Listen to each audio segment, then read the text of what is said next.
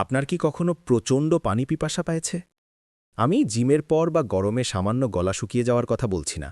আমি সেই তীব্র পিপাসার কথা বলছি, যখন গলার ভেতরটা শুকিয়ে কাঠ হয়ে যায়, জিহ্বা আঠালো হয়ে আসে আর মাথা কাজ করা বন্ধ করে দেয়। যখন আপনার ব্রেইন শুধু একটা জিনিসের কথাই ভাবতে পারে, পানি। এই তীব্র অভাবের মুহূর্তে আপনার শরীরের ভেতর একটা অদ্ভুত ব্যাপার ঘটে। পৃথিবীর সব কোলাহল, অফিসের ডেডলাইন, সোশ্যাল মিডিয়ার নোটিফিকেশন, দুশ্চিন্তা সব ঝাপসা হয়ে যায়। আপনার শরীর এবং মন সম্পূর্ণভাবে একাগ্র হয়ে যায়। আমরা সাধারণত রোজার এই কষ্টটাকে একটা সংগ্রাম বা স্ট্রাগল হিসেবে দেখি। ভাবি, কতক্ষণে ইফতার হবে। কিন্তু আমি যদি বলি, এই যে পেটের ভেতর জ্বালাপোড়া, এই যে গলা শুকিয়ে যাওয়া, এটাই আসলে রমজানের মূল উদ্দেশ্য। স্বাগতম জানাচ্ছি রমজান রিসেটে। আমি আপনাদের হোস্ট। আজ আমরা ইফতারের মেনু নিয়ে কথা বলবো না। আজ আমরা কথা বলবো কেন আমরা ক্ষুধার্ত থাকি। আজ আমরা গভীরে যাব সেই একটি শব্দের, যাই পুরো মাসটিকে সংজ্ঞায়িত করে, রমজান। আপনারা জানেন, কোরআনে বা আরবি ভাষায় কোনো নামই কিন্তু কাকতলীয় নয়। প্রতিটি নামের পেছনে আছে গভীর অর্থ এবং ভাগ্য বা ডেস্টিনি। তাহলে আল্লাহ কেন এই পবিত্র মাসটির নাম বেছে নিলেন রমজান? যদি আপনি ক্লাসিক্যাল আরবি ডিকশনারিগুলো দেখেন, যেমন লিসান আল আরব, আপনি দেখবেন রমজান শব্দটি এসেছে মূল ধাতু বা রুট লেটার রা মি দা। এই রামিদা শব্দের আক্ষরিক অর্থ হল প্রচণ্ড উত্তাপ বা জ্বলন্ত মাটি। মরুভূমির সূর্য যখন বালির ওপর প্রখরভাবে কিরণ দেয়, তখন মাটি এতটাই গরম হয়ে যায় যে তা যেন জ্বলতে থাকে। একে বলা হয় রামাদ। তাই শাব্দিক অর্থে রমজান মানে হল প্রচণ্ড উত্তাপের মাস বা দহনের মাস। এখন আপনি হয়তো ভাবছেন, হ্যাঁ, গরমে রোজা রাখা কঠিন, শরীর গরম হয়ে যায়, পিপাসায় বুক ফেটে যায়, তাই হয়তো এই নাম। কিন্তু এই দিনের মহান স্কলাররা, যেমন বিখ্যাত ভাষাবিদ ইমাম আল রাগিব আল ইসফাহানি, এর পেছনের আধ্যাত্মিক অর্থ বের করেছেন। তিনি বলেন, সূর্যের তাপ যেমন মাটিকে পুড়িয়ে দেয়, ঠিক তেমনি রমজানের এই কৃচ্ছ সাধন মুমিনের গুনাহগুলোকে জ্বালিয়ে পুড়িয়ে ইয়ারমিদু করে ছাই করে দেয়। একটু ভাবুন তো মেটাফোরটা। যখন স্বর্ণ বা লোহাকে আগুনে পোড়ানো হয়, তখন কি ঘটে? এর খাদ বা ময়লাগুলো গলে পড়ে যায়, আর যা অবশিষ্ট থাকে তা হল খাঁটি বিশুদ্ধ ধাতু। বিকেল 4টের সময় যখন আপনার পেটের ভেতর মোচড়ানো ক্ষুধা অনুভব করেন বা যে মাথা ব্যথাটা হয়, সেটাকে শাস্তি মনে করবেন না। ওটা হল আপনার আত্মশুদ্ধির চুল্লি। ওই উত্তাপে আপনার গত 11 মাসের অহংকার, লোভ, হিংসা এবং গুনাহগুলো পুড়ে ছাই হয়ে যাচ্ছে। কিন্তু গল্পের এখানেই শেষ নয়। যদি শুধু পুড়ে যাওয়াটাই সব হতো, তাহলে রমজান হতো শুধুই কষ্টের মাস। কিন্তু আল্লাহ তো আর রহমান, পরম দয়ালু। এই দহন বা জ্বলার সাথে বৃষ্টির একটা গভীর সম্পর্ক আছে। প্রকৃতির দিকে তাকান। যখন মাটি প্রচণ্ড রোদে শুকিয়ে চৌচির হয়ে যায়, ফেটে যায়, তখন সে কি চায়? সে বৃষ্টির জন্য হাহাকার করে। আর ঠিক যখন বৃষ্টি নামে, সেই শুকনো মাটি প্রতিটি ফোঁটা শুষে নেয়, কারণ তার ওটার প্রয়োজন তীব্র। রমজানের আধ্যাত্মিক চক্রটাও ঠিক এরকম। সারা দিন রোজা রেখে আমরা আমাদের নফস বা প্রবৃত্তিকে পুড়িয়ে ফেলি, আমাদের ভেতরটা শুকিয়ে ফেলি। কেন জানেন? যাতে আল্লাহর রহমতের বৃষ্টি নামলে আমরা তা ধারণ করতে পারি। আর সেই বৃষ্টিটা কি? আল্লাহ সূরা বাকারার 185 নম্বর আয়াতে বলেছেন, রমজান হল সেই মাস যাতে নাজিল করা হয়েছে আল কোরআন, অর্থাৎ কোরআনই হল সেই বৃষ্টি। সারা বছর আমরা দুনিয়ার ঝামেলায় ডুবে থাকি। আমাদের পেট ভরা থাকে খাবারে, চোখ ভরা থাকে এন্টারটেইনমেন্টে, আর মন ভরা থাকে দুনিয়ার চিন্তায়। একটা ভেজা স্পঞ্জ বা ফোমের ওপর যদি আপনি পানি ঢালেন, তা কি পানি শুষবে? না, পানি গড়িয়ে পড়ে যাবে। কিন্তু রমজানে ক্ষুধার উত্তাপ দিয়ে আল্লাহ আমাদের নিংড়ে শুকিয়ে ফেলেন।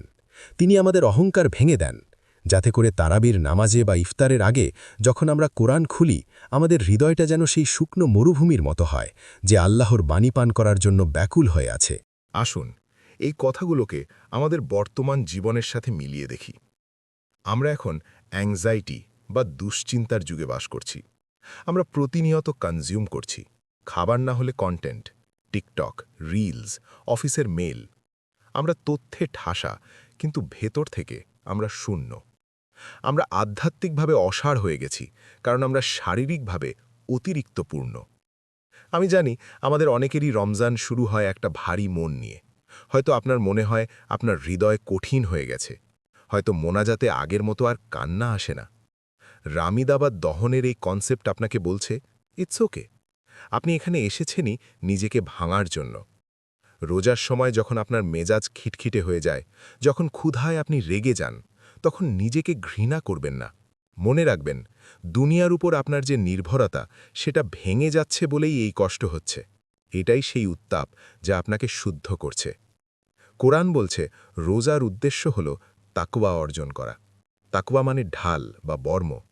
যখন আপনি এক গ্লাস পানির মতো হালাল জিনিসকে না বলছেন শুধু আল্লাহর ভয়ে, তখন আপনি হারামকে না বলার শক্তি অর্জন করছেন। আপনি আপনার নাফসের নিয়ন্ত্রণ ফিরে পাচ্ছেন।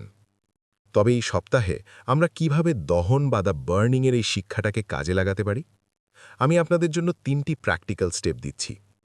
স্টেপ 1, ক্ষুধার কষ্টকে নতুনভাবে দেখুন। Reframe the Rumble. এই সপ্তাহে যখনই পেটে ক্ষুধা অনুভব করবেন, বিরক্তি নিয়ে বলবেন না, উফ, আর কতক্ষণ।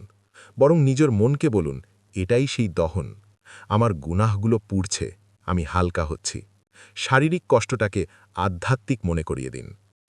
Step 2, digital dry out. Ramzan যদি গুনাহ পুড়িয়ে ফেলার মাস হয়, তবে আসুন সেই আগুনে একটু ঘি ঢালি। আমরা পেটকে উপবাস দিচ্ছি, কিন্তু চোখকে সারাদিন স্ক্রোলিং খাওয়াচ্ছি। একটা চ্যালেঞ্জ নিন। ইফতারের ঠিক আগের 1 ঘন্টা, যেটাকে আমরা গোল্ডেন আওয়ার বলি, ফোনটা অন্য ঘরে রেখে দিন। ডোপামিন থেকে ব্রেনকে একটু শুকাতে দিন, যাতে সে আল্লাহকে অনুভব করতে পারে। স্টেপ 3, বৃষ্টির জন্য প্রস্তুতি। মনে রাখবেন, আমরা শুকিয়েছি যাতে ভিজতে পারি। তাই শুধু না খেয়ে থাকবেন না, পড়ুন। সূরা বাকারার 185 নম্বর আয়াতে আল্লাহ রমজানকে কোরআনের মাস বলেছেন। দিনের যে সময়টাতে আপনার সবচেয়ে বেশি ক্ষুধা লাগে, হয়তো আসরের পরে, তখন কোরআন নিয়ে বসুন। এমনকি 1 পৃষ্ঠা হলেও। আপনি দেখবেন, ভরা পেটে কোরআন পড়ার চেয়ে খালি পেটে তৃষ্ণার্ত অবস্থায় এর অর্থ আপনার হৃদয়ে অনেক গভীরে প্রবেশ করবে। বন্ধুরা, সূর্যের তাপ তীব্র, কিন্তু এই তাপই জীবনের জন্য জরুরি। উত্তাপচালা বীজ থেকে চারা গজায় না। এই রমজানে সেই উত্তাপ থেকে পালিয়ে বেড়াবেন না।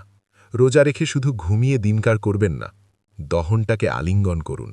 আপনার চরিত্রের খাদগুলো পুড়ে যাক, আপনার হৃদয়ের কঠোরতা ফেটে চৌচির হয়ে যাক। কারণ রহমতের বৃষ্টি আসছে। আর অনেক দিন পর, হয়তো প্রথমবারের মতো, আপনি সত্যিই সেই বৃষ্টিতে ভেজার জন্য প্রস্তুত হচ্ছেন।